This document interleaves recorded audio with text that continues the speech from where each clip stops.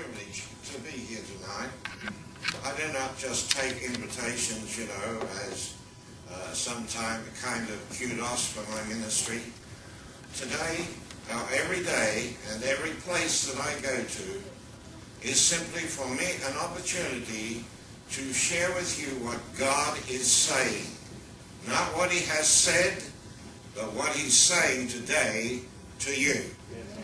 Tonight I want it to be just like that, because God has some things to say that's going to help you, encourage you, and perhaps tonight, and this would be my prayer, that if any way you have been bound or some enemy has put a limitation upon your life, I want that to be removed tonight.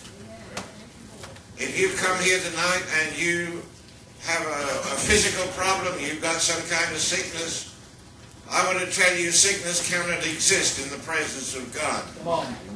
For in His presence there is fullness of joy.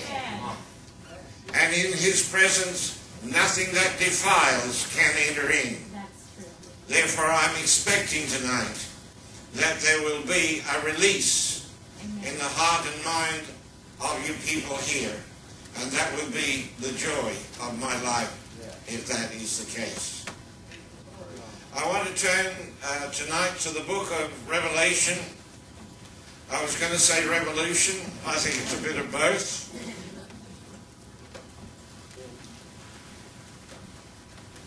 And chapter 3.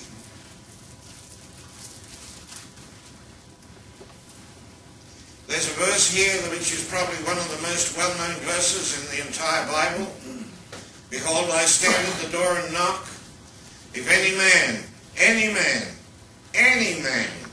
will hear my voice and open the door, he said, I will come in and sup with him. The picture that usually appears with that verse on the text that you hang on your wall usually has Jesus Christ on the outside of the house. And there's the door in front of him and he's knocking.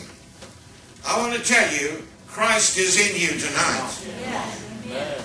He's not on the outside trying to get in. He dwells in you.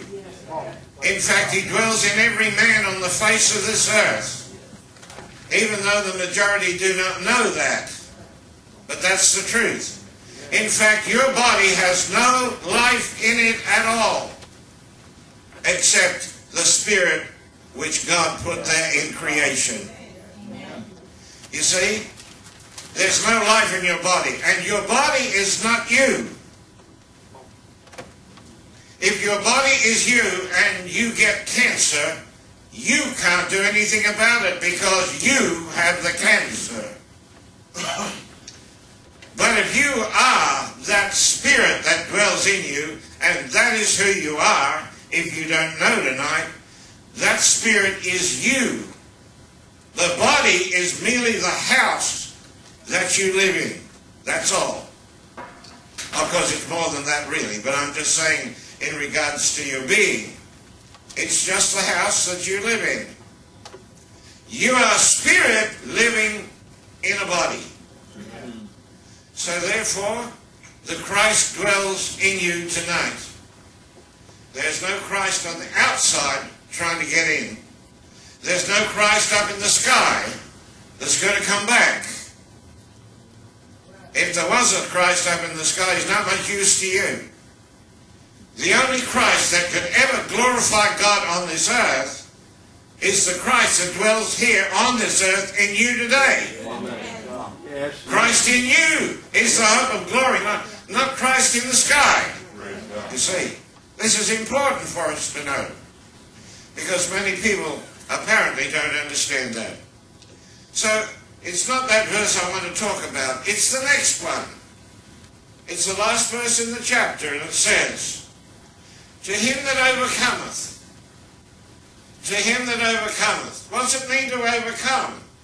It means to come over something. It means to be able to defeat something.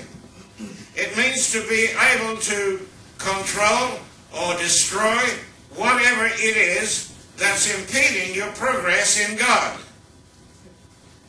Jesus Christ said, I have overcome the world. Be of good cheer. I've overcome the world. That means you can overcome the world. Because that Christ that said that dwells in you today. Come on. This is reality. You see? He said, I've overcome the world. He dwells in you and says, come on. You can do it because I've already done it for you. So, he says, to him that overcometh. That word is interesting because it's not just talking about you having overcome once in your life. It's talking about overcoming and then continuing to overcome. See, some people have got to test me. Oh, bless God, 20 years ago, you know, I had this experience and I overcame certain sicknesses and God delivered me. Hallelujah, praise the Lord. What's happened since then? That's what I want to know. Is that the only thing God's ever done? 20 years ago, come on. We are to overcome and then continue to overcome. That's what we're to do. And he says to you tonight, if you will overcome, then I'll tell you what I'll do. I'll let you sit with me in my throne. Oh, God, help us tonight. Lord, we need your help. Because these things the natural mind cannot receive. It's only the Spirit in you that will receive the truth tonight.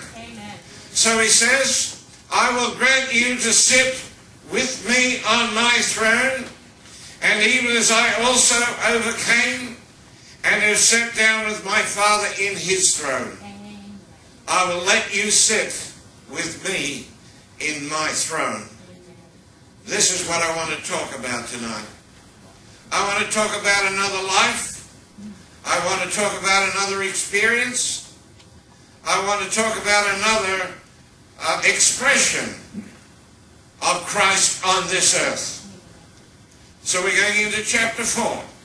This is where we're going to share the word. After this, John said, and remember he's on the island of Patmos. The word Patmos means my killing. Because the Roman Empire put their prisoners there. They're very dangerous prisoners. Did you know John was a dangerous prisoner? They were scared stiff of him.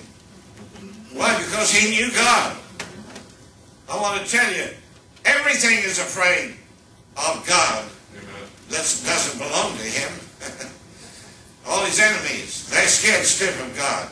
They're not scared stiff of you, but they're scared stiff of God. So we've got to understand who we are tonight. So John is on the island of Patmos. They expected everybody to die on that island. They didn't expect them to live very long because it just drives you crazy. There was nothing there. It was a barren island. And those people were put there. Here's John.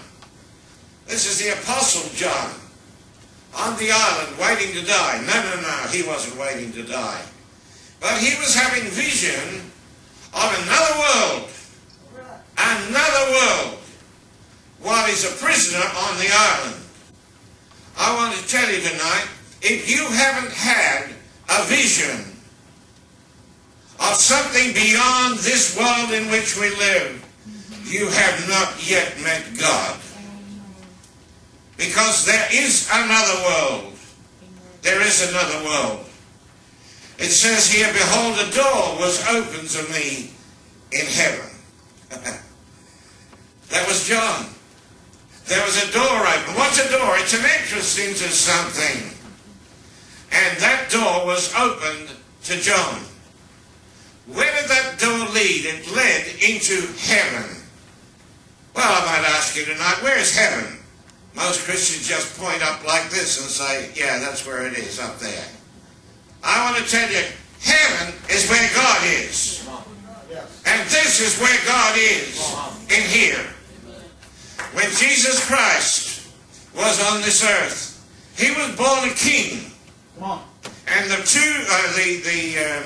the wise men that came to see him, they came to worship him not as a savior, not as a healer, but as a king.